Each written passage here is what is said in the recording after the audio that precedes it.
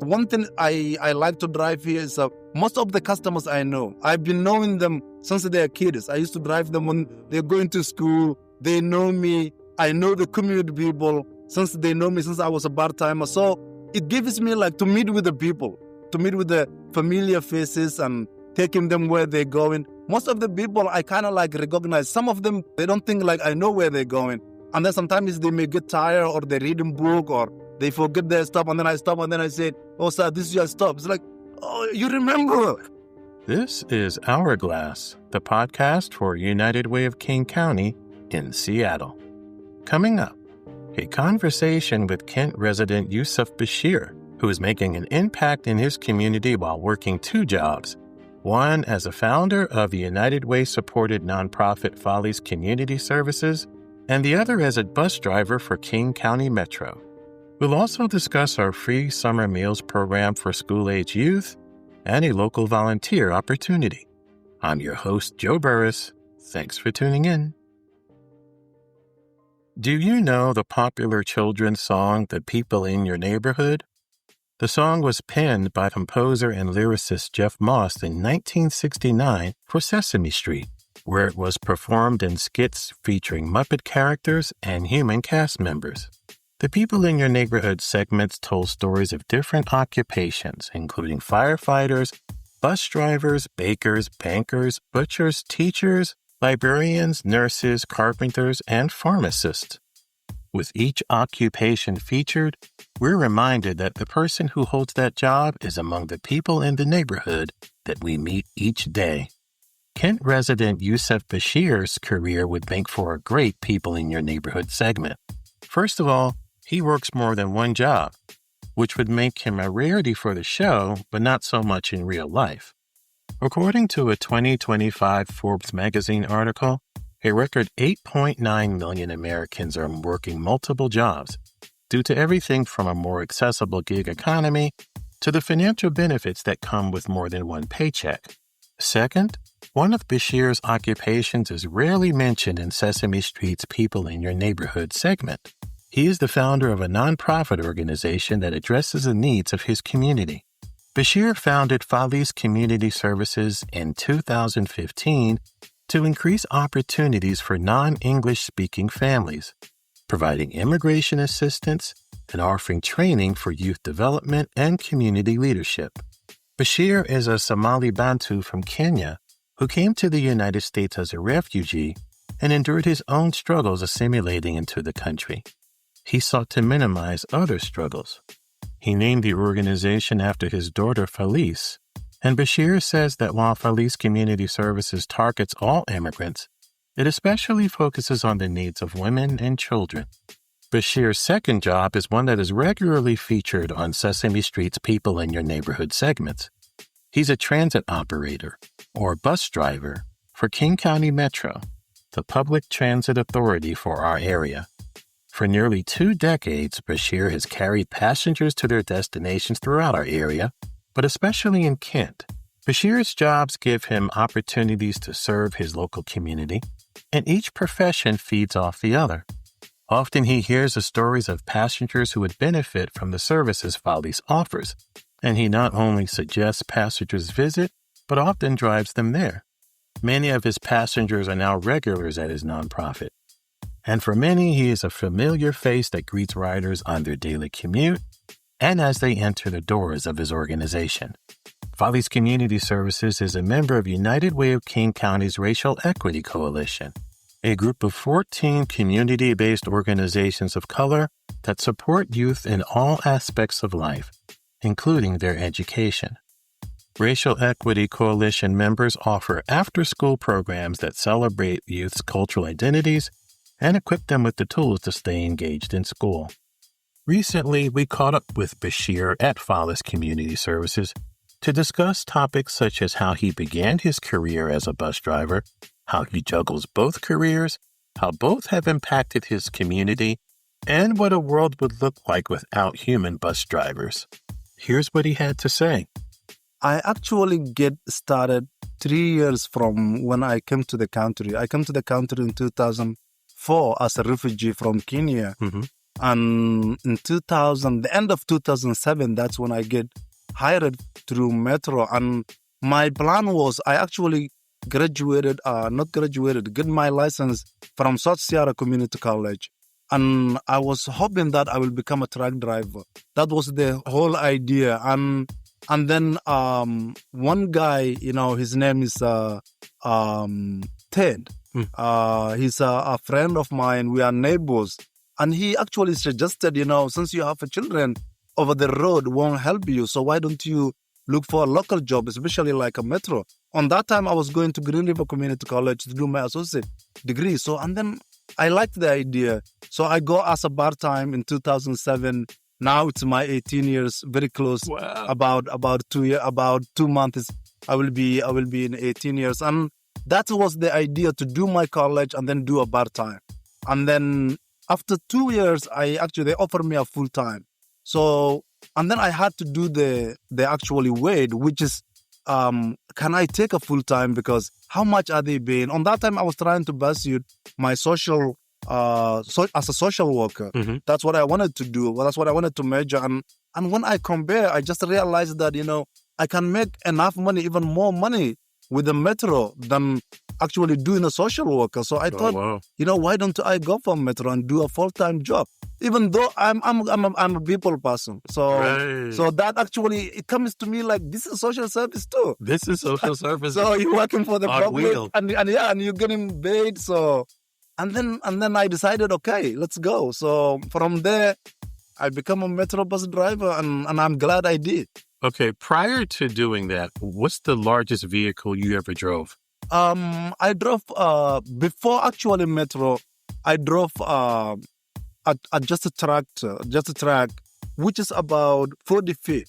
Okay. So it was the first time. Actually, I didn't have my license when I came to United States, and I get my license here. Really? So through Metro, they helped me actually learn how to drive the 60-feeder, which, I still, when I go out and I look at it, I feel like, am I driving this thing? It's too long. But the longest I drive was 40-feeder before I come to Metro. Okay, and so what's the route that you drive now? Right now, I have actually enough seniority, so I drive the route to go to next to my home. So most of the times I drive 161 and 168, which they come combination together from Burien all the way to Mobile Valley. So that is one of my favorite route, and I usually get that one. But I also drive 160, which goes right next to my office to go to the urban station. It starts from Renton, goes all the way to urban. That's the two best routes I drive most of the time. Unless I couldn't.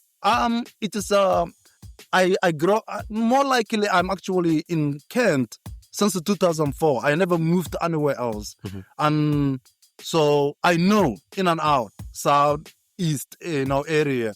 So sometimes, one thing I like to drive here is most of the customers I know. I've been knowing them since they're kids. I used to drive them when they're going to school. They know me. I know the community people since they know me since I was a part-timer. So it gives me to meet with the people, to meet with the familiar faces and taking them where they're going. Most of the people I kind of recognize. Some of them, they don't actually know, they don't think I know where they're going.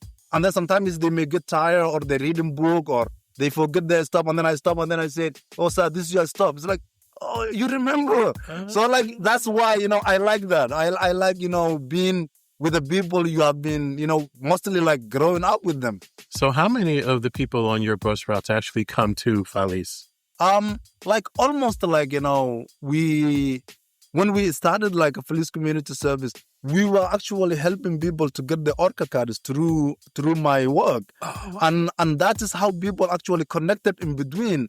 So now, most of the people, I drive them to my office all the time. It's I think the people who know me as a bus driver know me also as actually social worker in Falis Community Service. So it's more connecting to the dots. They can say, oh, what time are you coming? I'm going to get off now. I will see you later. So some of them wait for me here. Some of them actually, I bring them here. So you could say about 20% of the people know that I work as actually a social worker with the Falis Community Service. And how does that help you to understand maybe what the young people are going through. And believe me, for me, being actually running this organization and also seeing actually in action youth actually riding the buses and all that, one thing I figured out is youth nowadays, what I see exactly is youth are more worried about the future. They are it's not like people, I used to when I started the organization, we used to more focus, high school dropout. And now, in the reality check, we did a survey actually in March of this year, and that survey actually says that almost a 70% of the youth says that they worry more after high school than they worry graduating high school. Oh, wow. And they're saying we are not understanding how the scholarships and the fast for things and everything else works. We are not prepared for that field. And also the employment. They said when we see the future, we're seeing that unprepared kids going into the field of work or might be in a college. And most of the time we are not successful because they said we are not prepared enough. They said the counselor you have in a school has some more overload work. Like one counselor may have, they said, over 200 students. Right. So he couldn't handle it to give the right information or whatever necessary information they need to be successful.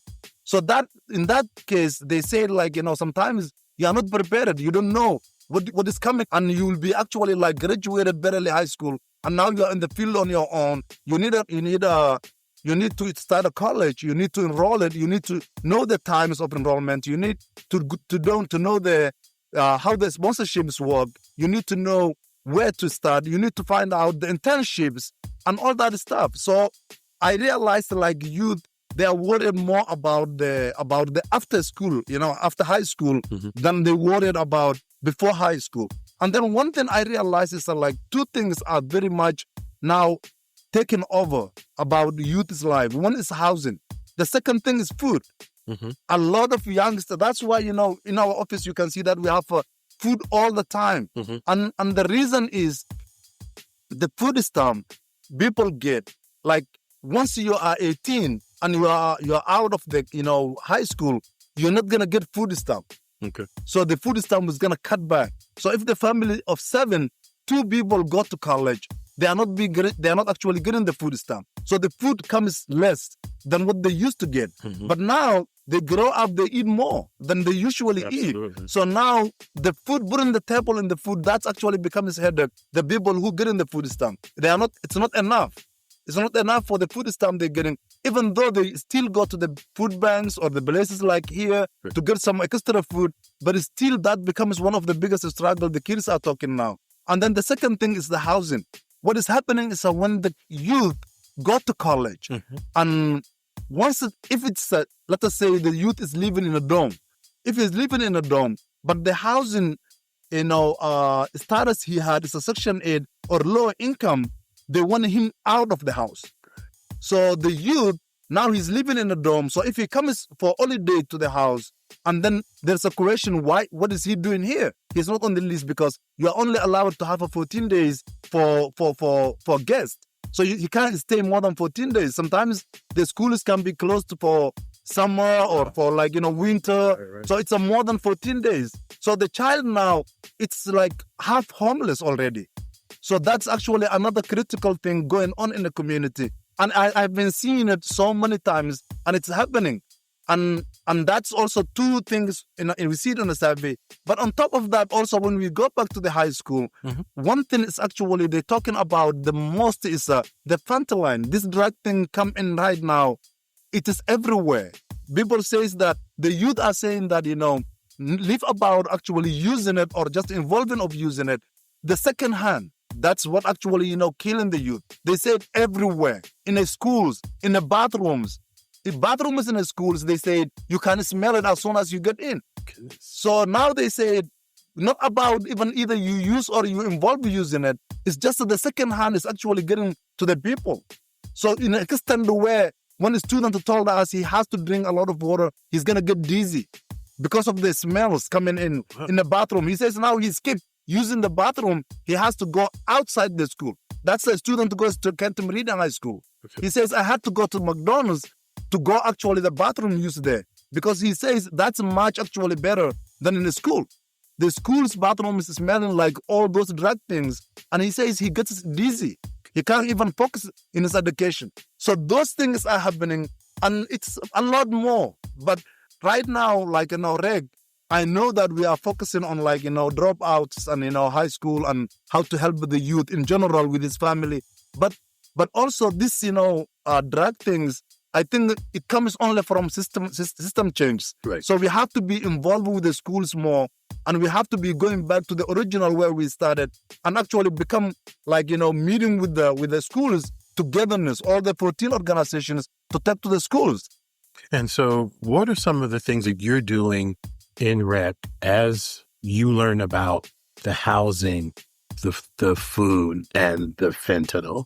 Yeah, it's like, and as I said, United Way was the center of whatever we are doing, and how they actually set up the funding they gave it to us. The funding is like, we actually focus on the youth. Mostly, like, we spend about 60% of the funding to the youth, straightforward, just a direct pay, any gift cards, or, put them into the sports activities. But the other 40% allows us to help the family of the youth. So we actually do help, like, I bring about $4,000 to $5,000 of food every month. And we prioritize people. Even we cannot reach out everyone. We still prioritize people to give that food away every other Tuesday. And we're doing that just because we know that if they don't have food on the table, going to the school in the morning won't help. And also they come here sometimes, they come here after school work, or, any other monitoring help. But still, you can feel the child needs something to eat. He needs nutritional, he needs food. But they don't say most of the time, but you can actually see them. And some of them actually come to you straight and tell you, we don't have enough at the house. Yeah. So you have to give it to them. And that flexibility of the funding allows us to do that food thing. And then also, one thing we actually do about the housing is, like, people who already have the housing, we help them at least pay, they have a co-payment, especially like people who are in a low-income housing. And people in a low-income housing, if you have to pay 30% of your income. And sometimes what happens is, like, if they have another co-payment in the college, so they can't do both. So what we do is that we help the youth, especially youth who are actually learning the medical field. We help them for their co-payment. So the reason is, we know if they come out tomorrow as a medical, students, they will help the community understand how this nutrition will work, because we are actually facing a lot in the community, especially adult people over 40.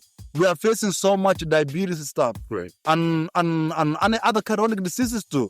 But most of them we don't talk. But what we are actually seeing nowadays increased was the diabetes to the community.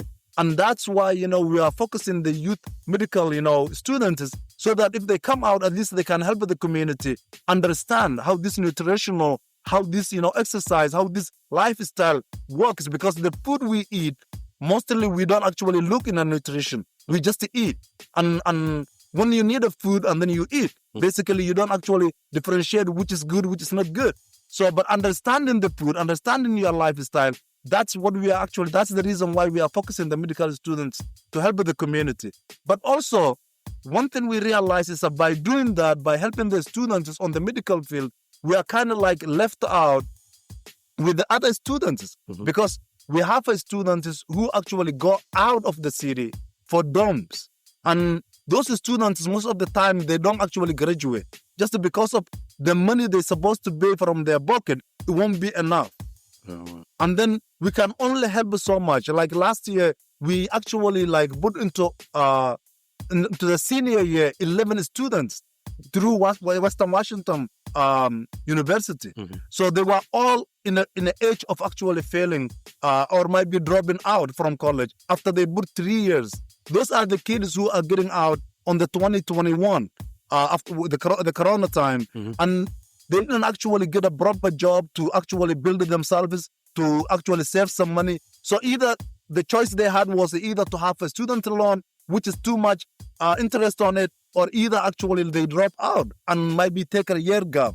So we saved 11 students to actually continue going to that college, and they will be graduating next year on June. So many other, outside the window we are trying to do here. But it's also on top of that, we are actually busy of actually putting the kids into the sports activities, especially in the summer. Like in the summer, we actually formed 12 teams.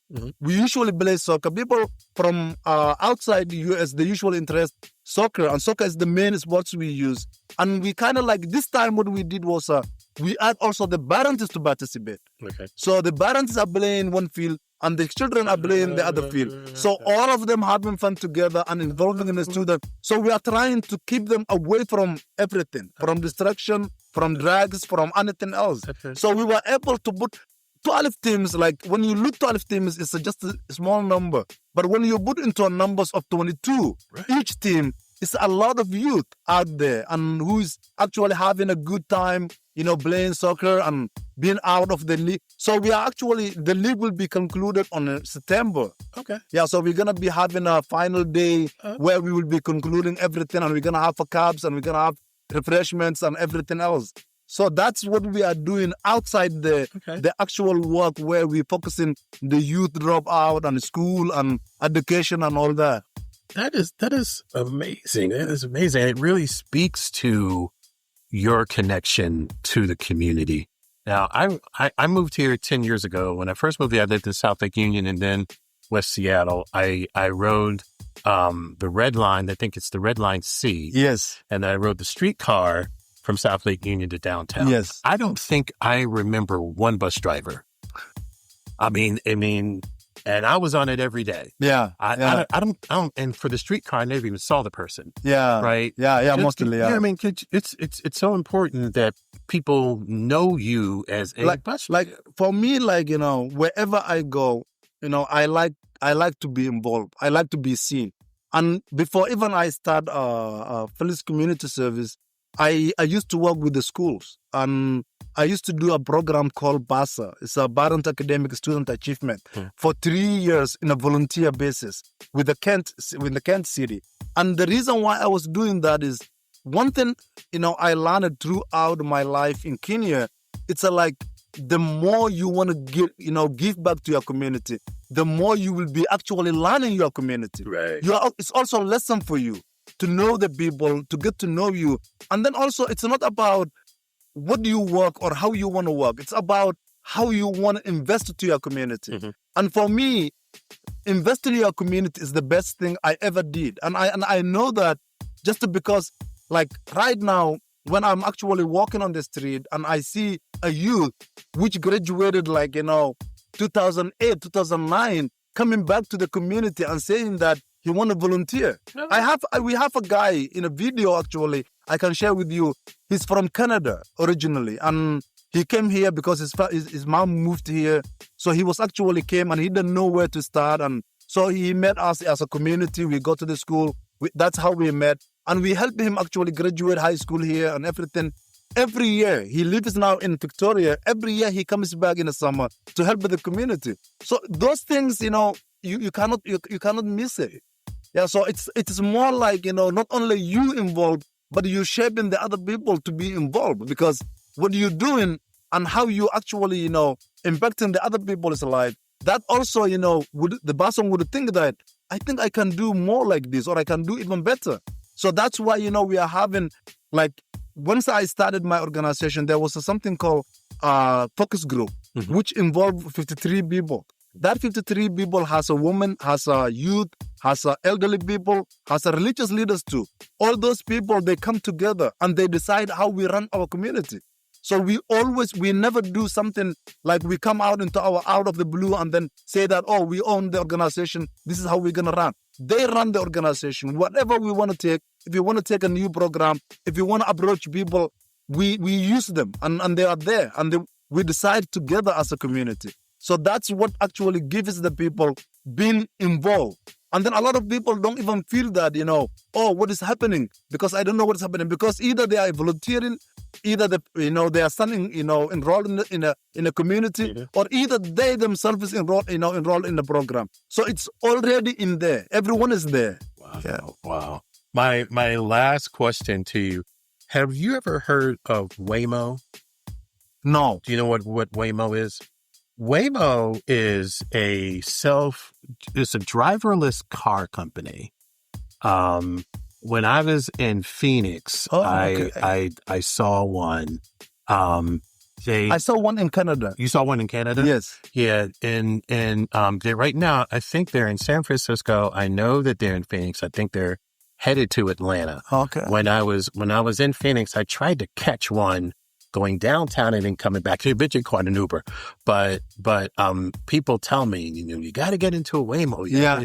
It's so. But I think about what you do, and the idea of not having a driver. Yeah. Do what you do. What would a Waymo do? Yeah, it's more like, sometimes when I started this job, believe me, I used to think I was a driver. And in a more like, as I told you, it's my 18 years now, the more I involve, the more I drive the bus, the more I meet the people, I realize I'm doing more than driving. It's not about driving. It's about your community, driving your community actually to the safest you can. And imagine, most of my routes start 3 a.m. Most of the routes I drive, I'm a morning person.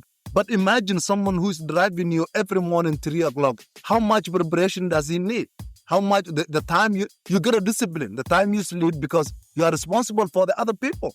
So now you have to sleep early. You have to prepare yourself. You have to be ready. You have to make sure that they are safe for their destination to reach out. And then on top of that, it's like a responsibility, because you are not only driving the bus, but you are driving another 50, 60 people, right, which is going to work and depending on you. And also being late, being actually like missed out a stop. So you have to be really, really careful of what you're doing. It's a more involving than actually driving a bus. And then on top of that, when you know the customers, it's the same. It applies to any store. It applies to any other things, any other business. It is just like when you know your customers, it makes your day easy, because we talk to the customers, and we as I told you, when you remind, like I had one guy, an example. I had one guy who rides actually 160, and when he comes, he always says, "Are you going to that store?" And then I say yes, and then he says, "Can you tell me when we get there?" And that guy does every day. So a lot of drivers don't know. So the person has a forgetting, disease. He has a dementia. So he forgets things. Okay. But whenever he comes, he will tell you, "Do you got that place?" And then you say yes. And then he says, "Can you please tell me? I'm going to sit here." So knowing that person, understanding before actually you judging him, before, you're thinking like, why is he annoying me?